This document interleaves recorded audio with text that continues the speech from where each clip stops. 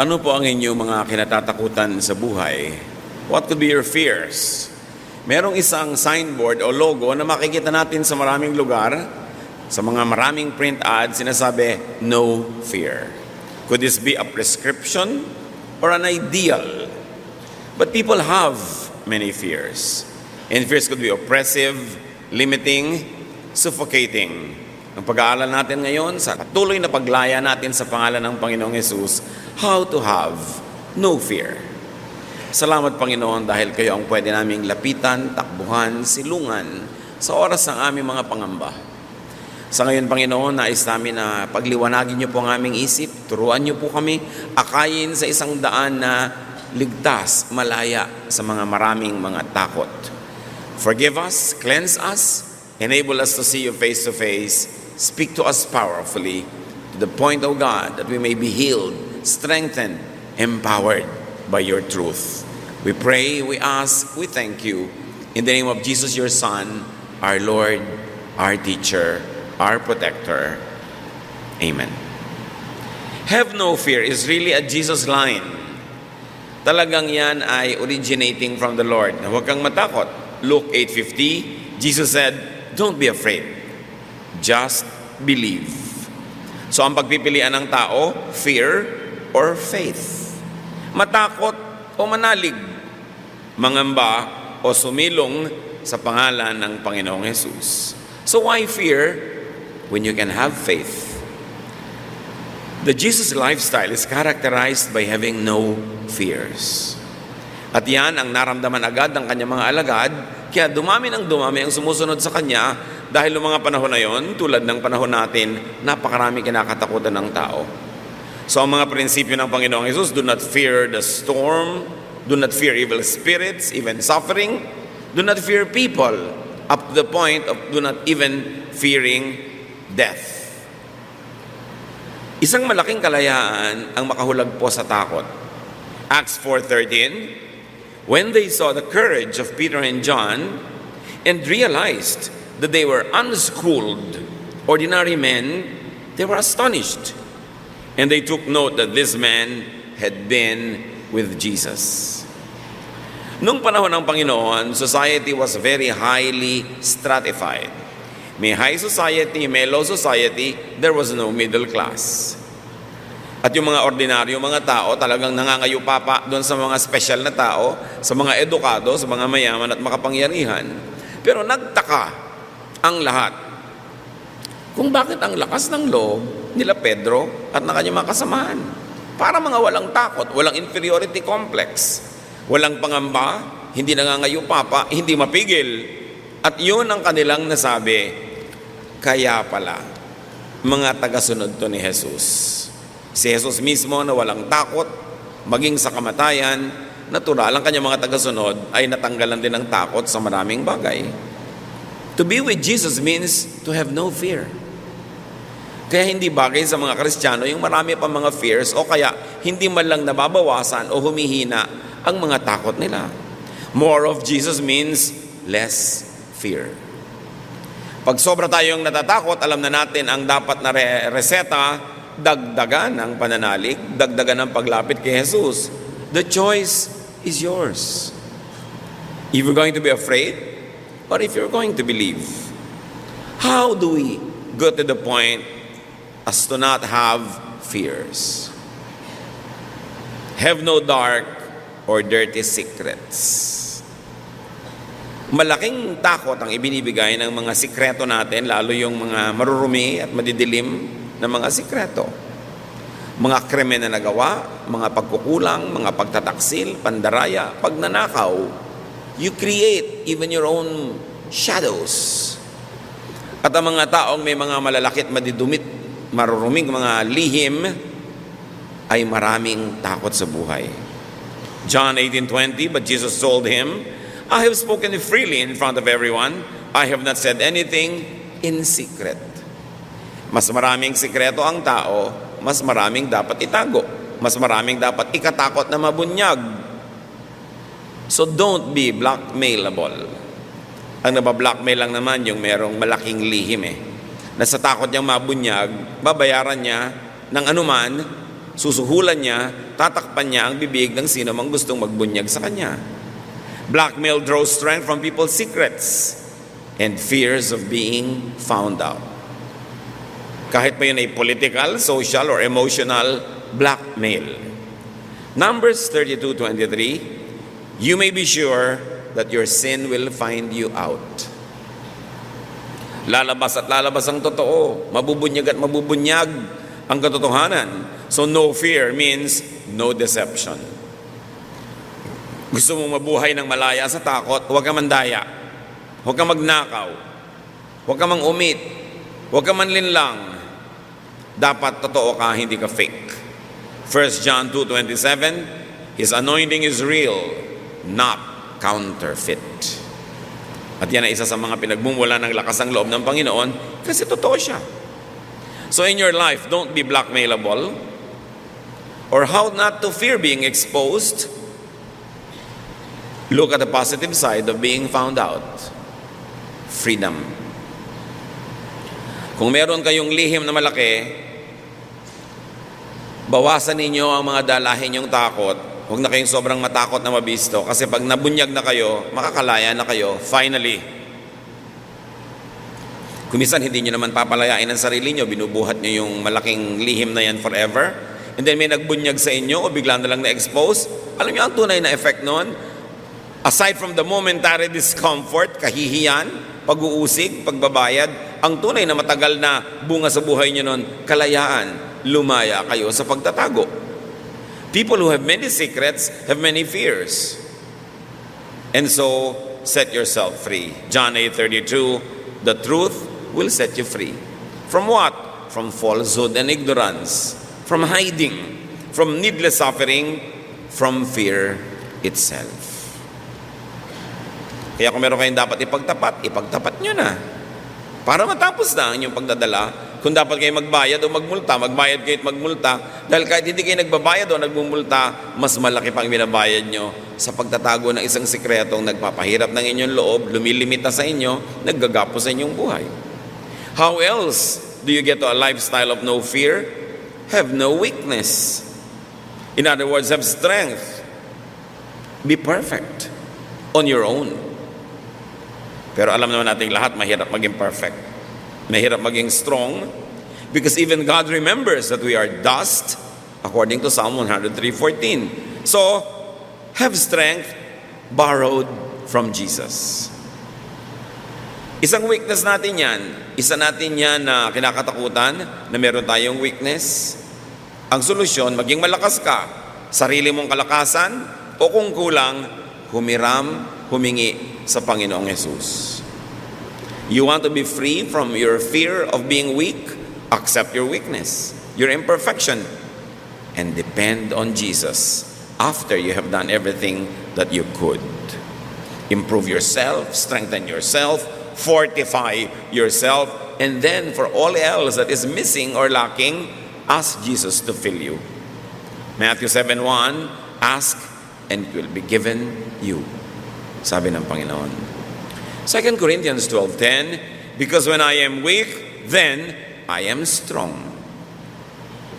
Ito ang realization ni Paul. Sabi niya, ang dami-dami kong kahinaan, at kahit anong gawin ko, hindi ko mapalakas yung kahinaan na yon. So dumarating ako sa puntong wala na akong magawa, kundi iasa na lang kay Jesus yung kahinaan. At dahil iniasa ko yung kahinaan, naging kalakasan, therefore, I will celebrate my weaknesses because as long as I submit my weaknesses to Jesus, they become strengths. So isuko sa Panginoon. Weakness surrendered to Jesus becomes strength. So huwag mabuhay sa takot na hindi ko to kaya, kasi kaya ni Jesus. Baka mamatay ang asawa ko, hindi ko makaya, kaya ni Jesus at tulungan ka. Baka magkasakit ako at maghirap, hindi ko kaya ni Jesus at tulungan ka. Paano ko ako'y nabigo? Paano ko may nangyari sa akin? Paano ko nasunog ang aking bahay? Nalugi ang aking negosyo? O nawala ang aking papa? Kaya ko ba? Kaya mo, basta nagpatulong ka sa Panginoon. Philippians 4:13, I can do everything through Him who gives me strength. Kaya yung mga iba sa takot na mawalan, hindi na lang nagsisikap na magkaroon. Sa takot na iiwan ng lover, hindi na lang nagkakaroon ng lover.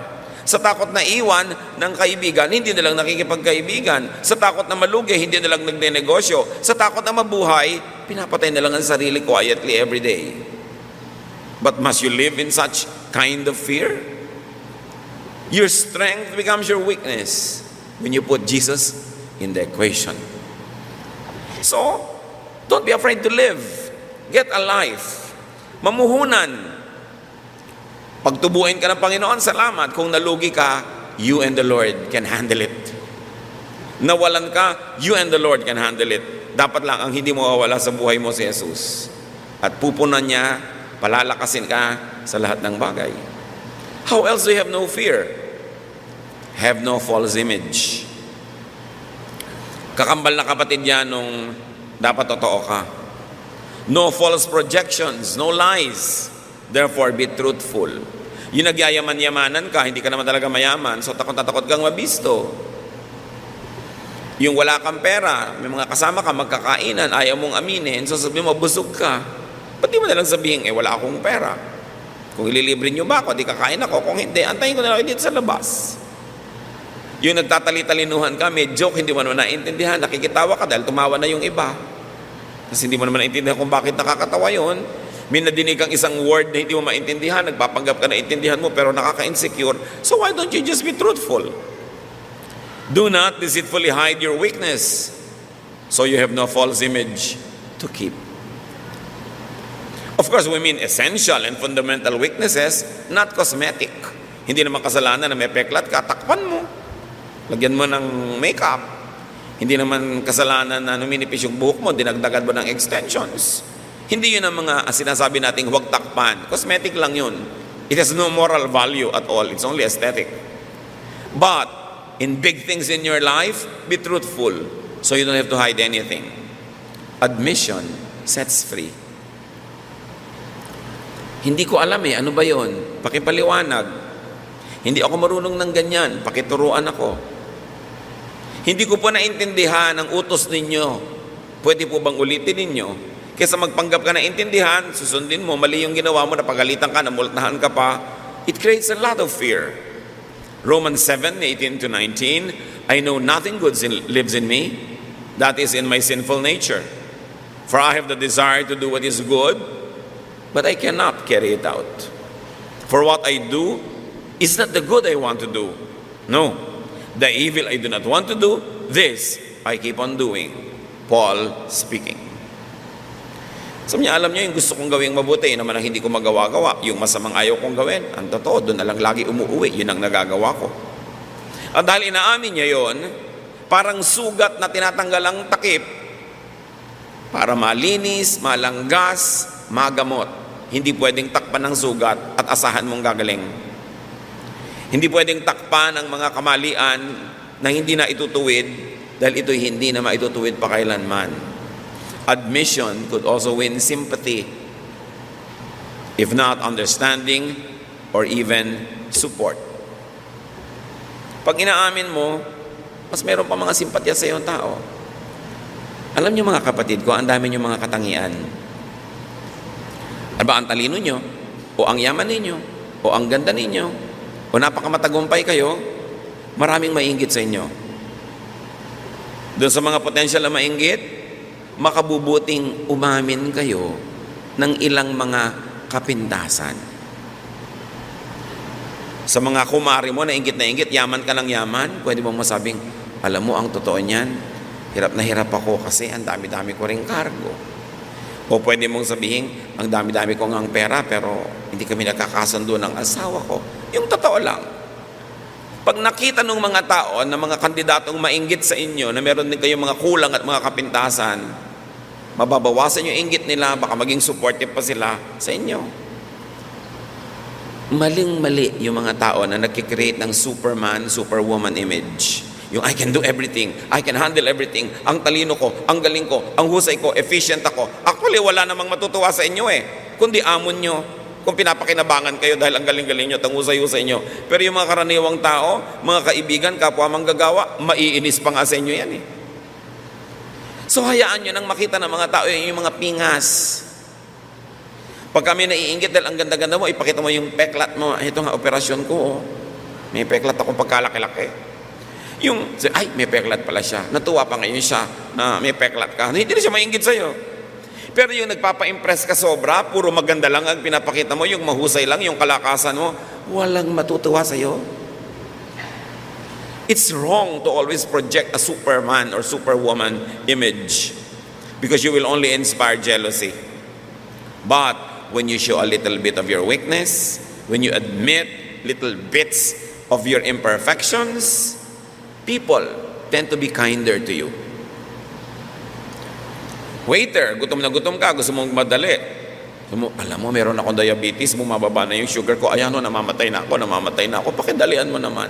Pakadalian. Pero yung nag-aamu-amuhan ka lang, bibilisan mo, baka hulugan pa niya ng ipis yung sopas mo at tanggalin niya ulit pag malapit na sa'yo. It's always good to admit a little bit of imperfection because the truth is, may imperfection naman talaga tayo.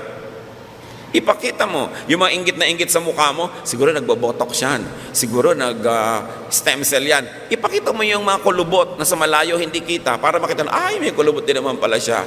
Alam niyo yung mga tao, pag nakakita sila ng mga kapintasan nyo, sumasaya sila. Pero pag mukha kang perfect, nabubwisit sila sa inyo. So, bakit mo sila inisin? Show a little bit of this and enjoy your life. And work hard at being what you should be instead of hiding what you are. Nakakapagod magpanggap. Maraming calorie at energy ang nauubos sa pagpapanggap, ba't hindi nilang ubusin yon sa self-improvement? Mapapagod ka rin lang itago yung totoo, ba't di ka nalang magpagod na gawing totoo yung image mo? How else do you have no fear? Have no loss. Isa sa mga takot natin, mawalan, manakawan, maagawan. So you don't want to fear? Don't lose anything. But you will say, imposible naman yun. Sabi nga ng iba, something's lost and something's gained in living every day. Sure. So have no loss, or how do you have no fear? Don't be afraid. Be ready to lose things. To lose people. To lose ideas. Natatakot ka na baka kung magmahal ka ay mawala din siya. Hindi ka na lang tuloy magmamahal. Eh di magmahal ka pero handa mo loob mo na pwede siyang mawala. Pwede siyang agawin ng kapitbahay, o agawin siya ng kamatayan, o agawin siya ng iba niya mga pangarap. Pero at least 1, 2, or 3 days, nagmahala na kayo, huwag kang matakot na mawala yon. O maghanda ka na pwedeng mawala. Ganun talaga. Don't be too attached. But the other extreme is not to be attached at all. Be attached, but be ready to be detached when the time comes. Because nothing is forever. Nothing could be borrowed from the earth forever. Ibinabalik lahat. Pati ang hinihiram mong tubig na iniinom, ipapawis mo rin o ilalabas na rin sa iba't ibang paraan ng iyong bodily functions. Lahat ng kinain mo, ilalabas mo rin. Walang nahihiram forever. Yang tubig na ininom mo, sandali lang yan sa loob ng katawan mo, ilalabas mo rin yan. Tao, bagay, karangalan, kasiyahan, puro hiram. Huwag kang matakot magsoli na hindi ka na tuloy gustong manghiram. Manghiram ka. At pag oras na ng solian, isoli mo. 1 John 2:15, do not love the world or anything in the world. Exaggeration siyempre yan. Ibig sabihin, do not love it to the point that you are enslaved and you are already tortured just by the idea of losing it. Hiramin at pag oras ng solian, isole. Having no fear is having nothing to lose or the readiness to lose, therefore no deep attachments.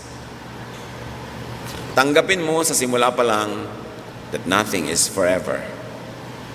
How do you have no fear? Have no defeat. Lagi kang manalo. Always be victorious. But again, you will tell me, imposible naman yon. So how do you have no fear of defeat? Either you always be victorious or be ready to be defeated. Do your best. Pag natalo ka, sa mo natural. You don't win all the time. You win some, you lose some. Something lost, something's gained every day. Yung iba ayaw na lang matalo, hindi na lang sila tuloy tumatakbo sa karera, hindi na lang sila nakikipag-compete, hindi na lang sila nabubuhay. Join, at kung natalo ka, of course. May mga araw na talo ka, may mga araw na panalo ka, at tanggapin mo sa fact na mas madalas talo. Kasi by virtue of statistics, isa lang naman ang nananalo. Sumali ka sa beauty contest, ikaw ay 17th runner-up, pwede na yun. Kasi hindi ka na sumali kahit kailan sa takot mo. So either you have victory or be ready not to win all the time.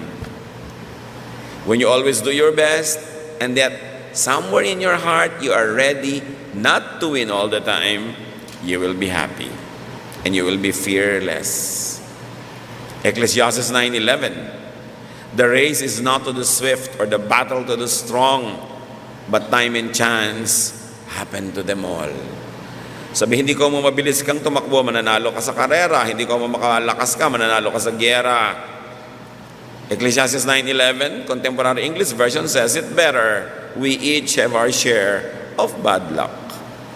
Inaalat lang talaga. Inalat ka, di sorry. Next time naman, baka iba. Tuwing sisikat ang araw, o tuwing lulubog ito, no matter what time of the day you start working and living, always be ready to win, but always be ready to lose. Participate in life. Give your best. You don't always get the best back. But when you always give your best, you will never get the worst. Ang batting average mo magiging mataas. How else do you have no fear? Have no pain. Diyan tayo takot sa pain. Have a painless life. But then again, you say, hindi naman pwede yon. Sabi ng Ecclesiastes 2:23, all of man's days, his work is pain and grief. Even at night, his mind does not rest. So ang tao talaga may kakambal na mga hirap at sakit. So how do you experience a life of no fear? Well, have no pain, which is impossible, or develop and have a high threshold and tolerance for pain. Takot ka masaktan, edi huwag ka masaktan, pero imposible, masasaktan ka rin, pues mag-practice ka. Develop some callous protection. Parang paa na laging nakakaskas ng sapatos, nagkakakalyo. Yung kamay na laging gumagawa, nagkakakalyo, para hindi na siya laging masaktan. Lagyan niyo naman makalyo yung puso nyo here and there, para hindi kayo maramdamin. Ganun talaga ang buhay. Be ready to get hurt. Pag nagmahal ka, be ready to get hurt. Pagka nagnegosyo ka, be ready to get hurt. Kasi lagi nang merong akala mo kung sino. May bibiling hindi magbabayad, may supplier na hindi magsusupply o magde-deliver on time. Laging merong paraan para tayo masaktan. Kung magiging sensitive ka at balat sibuyas, wala ka nang gagawin araw-araw kundi umiyak. O magtatago ka sa loob ng lungga para di ka na masaktan muli. Buhay ka nga. Pero anong klaseng buhay naman yun? Yung nakatago ka lang sa loob ng lungga. So ganoon talaga ang buhay. Lalo kung susuong ka sa romance o business o competition, be ready to get hurt. Enjoy the fun, enjoy the pleasure, enjoy the joy, the happiness, but be ready to get hurt. Patay na lang ang hindi nasasaktan. Habang nasasaktan ka pa, meron ka dapat ipagpasalamat. Ibig sabihin, buhay ka pa. Nakakaramdam ka pa. Huwag kayong magulat kung may problema o hirap ang buhay. Because we live in an imperfect world. 1 Peter 4:12, do not be surprised at the painful trial you are suffering, as though something strange were happening to you. Ba't kayo nagugulat? Nagdurusa kayo. Natural lang. Kasama yun sa buhay. How else do you have no fear? Have no nightmares. Huwag kang magkaroon ng mga bangungot, mga takot, but this might require avoiding sleep. Therefore, impossible. So therefore, dapat no sad, no bad, no dark imaginings. Pero kahit naman anong iwas ang gawin mo, sumasagi pa rin sa isipan mo ang mga nakakatakot, mga hirap ng loob. So ano na lang gagawin mo? Either have no nightmares, which is impossible, or just choose your focus. Binangungot ka, nagising ka, edi uminom ka ng tubig, matulog ka ulit, hoping that you will dream of nicer things. Or always refocus when the view is ugly. Pag sumasagi sa isipan natin yung mga nakakatakot na bagay, di naman talaga naiiwasang sagian ka kuminsan, pero huwag mo nalang patagalin. Itaboy mo agad, palitan mo ng mga magagandang bagay. Hindi natin laging napipili kung ano ang mga isipin na dadaan sa pagitan ng dalawa nating tenga. Pero napipili natin kung alin yung pagtatagalin, kung ano yung i-entertainin. Philippians 4:8, keep your minds on whatever is true, pure, right, holy, friendly, and proper. Don't ever stop thinking about what is truly worthwhile and worthy of praise. So niya, may isipin ka na rin lang, ang isipin mo na yung maganda. Pwede ka naman mag-isip ng pangit. Ano naman mapapala mo kaya na iniisip mo? Pwede ka mag-alala tungkol sa kinabukasan. Ano naman ang mapapala mo? Wala pa yung kinabukasan, hindi mo naman alam kung yung inaalala mo matutupad o hindi. Pwede ka mag-alala tungkol sa mga sakit ng buhay mo nung araw, kaapihan mo, kalungkutan, pwede, pero ano naman mahihita mo na gawin yun? Wala ang asawa mo, pwede ka mag-alala na nagtataksil siya, pero ano naman ang nangyari sa'yo kung yan ang iniisip mo? Mapipigil mo ba kung totoo? Ang masama na hindi pala totoo, pero nag-alala ka na rin. So, piliin ang iniisip. Disiplinahin ang utak. Parang TV channel, napupunta sa pangit, edi ilipat mo agad. Bakit mo tatagalan? Pangit pala. At yun ang kapangyarihan ng tao, napipili natin kung anong iniisip. Kung minsan, pag hindi ka nagbabantay, hindi mo napipili kung ano yung dumadapo. Edi itaboy mo agad, kasi pwede mong piliin kung sino yung pagpupugarin mo sa loob ng iyong utak. Mga ibon, dadapo-dapo, pero pag binugaw mo naman, umaalis. Pero pag pinamahay mo, magtatagal, mangingitlog pa. It's your choice. So how do you have no fear? Have more of Jesus. Gaano natin siya kakilala? Gaano natin talaga kala mo mga katuruan niya? And let Jesus have more of you. Isuko natin ang isuko, dagdagan ang pagsuko kay Jesus para siya ang makapanaig, siya ang maghari sa ating buhay. Because Jesus is the King of the no-fear lifestyle. Know Jesus more. Be closer to Jesus. John 16:33, Jesus says, I have told you this, so that you might have peace in your hearts because of me. While you are in the world, you will have to suffer. But cheer up, I have defeated the world. So niya, kaya ko ito sinasabi, para hindi na kayo dapat magdusa. Alang-alang sa akin at dahil sa akin, pwede kayong hindi magdusa tulad ng pagdurusang nararanasan nyo. So gano'n, habang nandito kayo sa mundo, tanggapin nyo na yung katotohanan na may pagdurusa, pero huwag kayong siraan ng loob. Naghapi ko na, napagtagumpayan ko na ang buhay sa mundo. So what do you fear? Do not fear the past. Kasi tapos na. Alam nga namang i-replay mo pa yan, kasalanan mo na yon, tapos na eh. Na-rape ka minsan, 3 beses mong inisip, di naging 30 beses kang na-rape uli sa imagination mo. Nahulog ka minsan, uulit-ulitin mo sa isip mo, nagkakaulit-ulit yon. So huwag mo nang isipin sa isip mo para huwag nang maulit pa. Do not fear the future. Wala pa eh. Huwag ka naman natatakot sa wala pa. Pwede pa yun madirect, pwede pa yun maiba. And do not fear the present because you are very actively engaged in the present. Pwede ka maglagay ng input, pwede mo ibahin ng timpla, kasi present, kasali ka pa. So fortify and strengthen yourself. Palakasin mo ang iyong loob, patibayin mo ang iyong dibdib, palaguin mo ang iyong pananampalataya, mag-practice kang mahirapan, sapagkat ang mundo'y bayan ng hinagpis. Sabi ni Walagtas, mamamaya'y sukat ni bayan ng dibdib. Magpakatibay ka.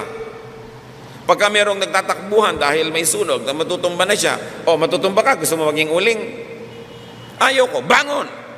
Ayaw mo pala eh. Bumangon ka. Huwag ka maghina-hinaan dyan.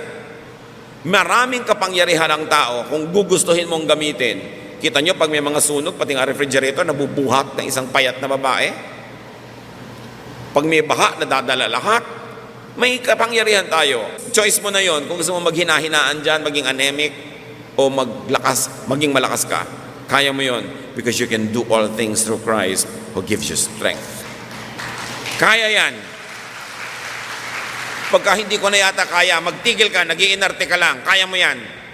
Hindi mo na lang yan kaya kung patay ka na, buhay ka pa eh. At pag may buhay, may pag-asa. Desensitize yourself. Huwag balat sibuyas. Develop mga kalyo sa buhay.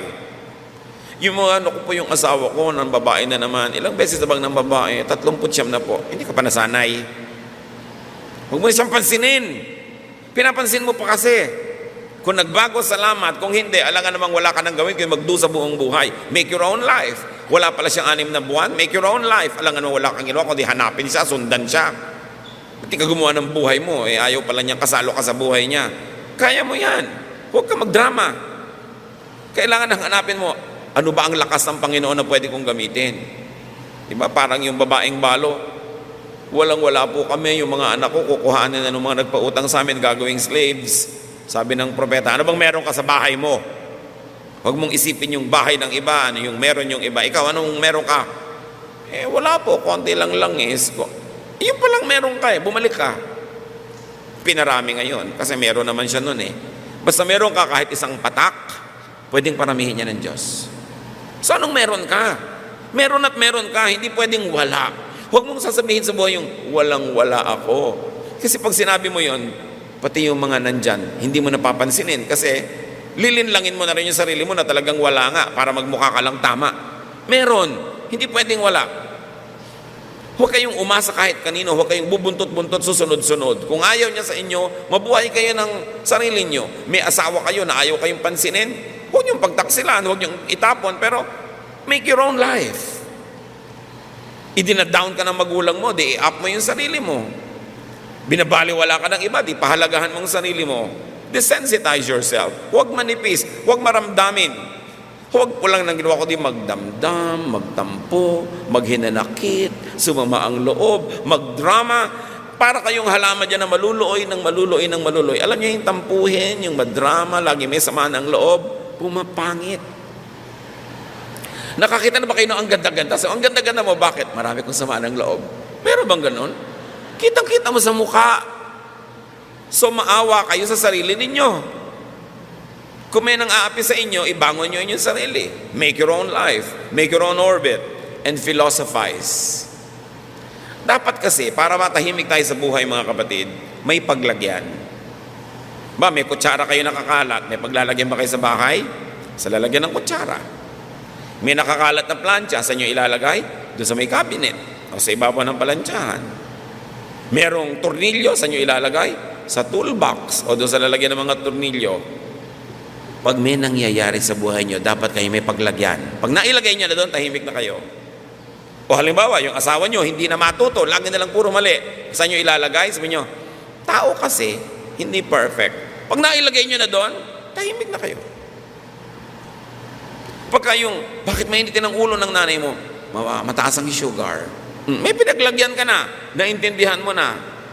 Bakit kayo mahirap? Kasi tamad ako. O di, alam mo na, may pinaglagyan ka, hindi ka nakikipagtunggali.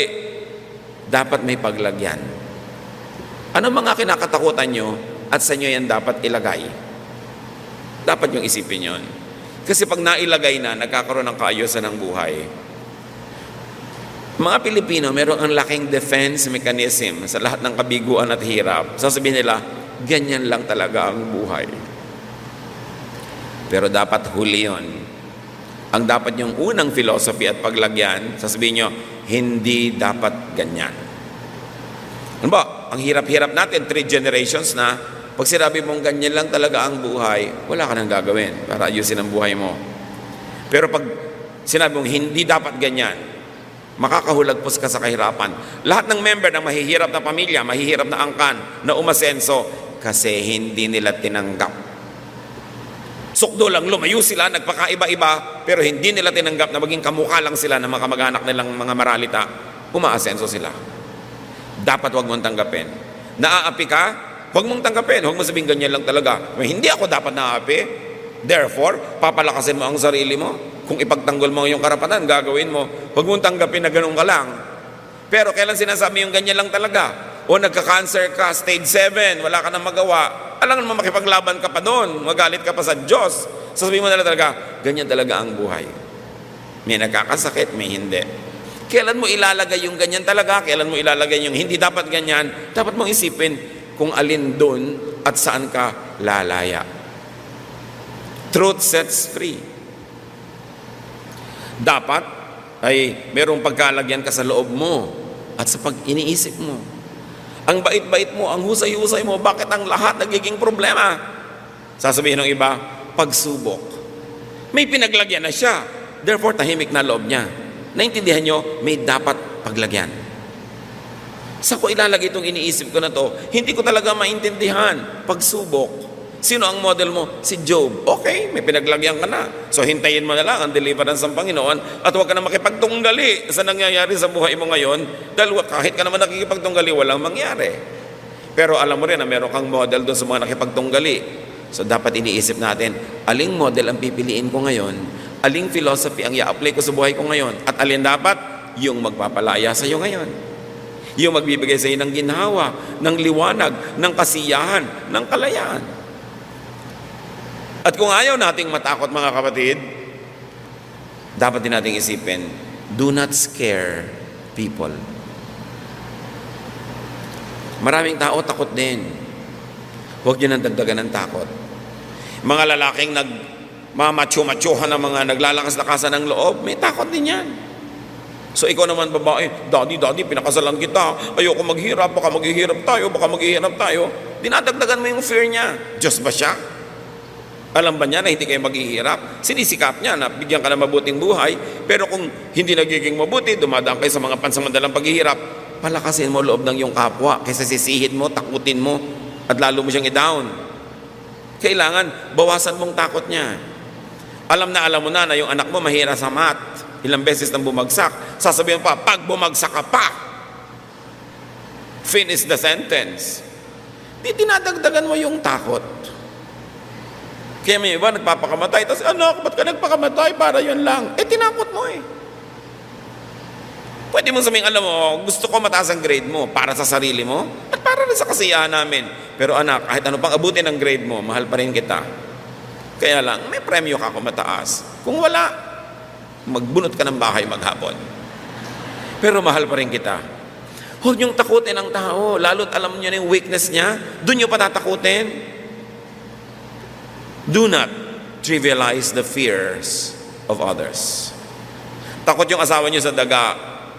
Sabi niyo, daga lang eh. Tapos aabutan mo pa ng daga, ihuhulog mo pa sa loob ng bra niya yung daga. Daga lang yan, huwag ka matakot. Takot siya eh. Ikaw hindi. Ang reality mo, hindi nakakatakot ang daga. Pero ang reality niya, nakakatakot yon. Igalang niyo ang kanya-kanyang mga realities. Huwag niyong babaliwalain yung mahalaga sa isang tao. Birthday lang eh. Gusto mo pang maalala. Gusto niya eh. Di alalahanin mo kasi mahal mo siya. Huwag mong babaliwalain kung anong mahalaga sa kapwa. At lalong huwag mong mamaliitin ang kinakatakutan niya. Salamat ka, hindi ka takot. Pero kung takot siya, igalang mo yung takot niya at huwag mo nang palalain pa. Help those who have fears.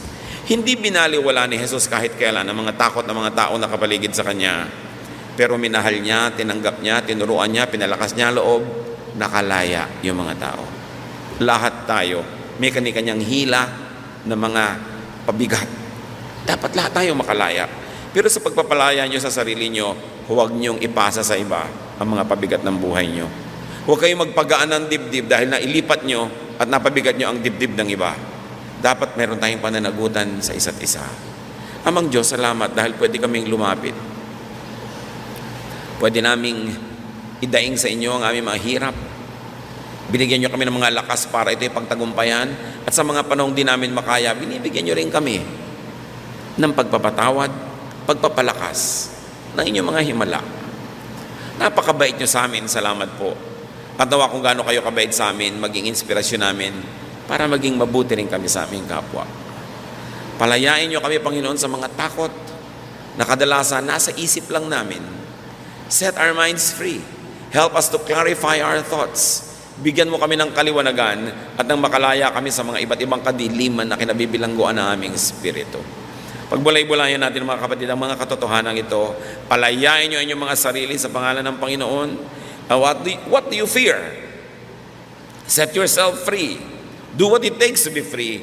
Do what you can and leave the rest up to Jesus, and also set other people free. Set them free from their fears. Help them. Do not add to their fears. Huwag kayong manakot. Huwag kayong mang-blackmail. Be kind. Be good. Lord, sa amin pong pansamantalang pananahimik, turuan niyo po kami. Ang karunungan niyo po ang maghari sa aming buhay at makita namin na inyong magandang kalooban. Be alone with the Lord for a while.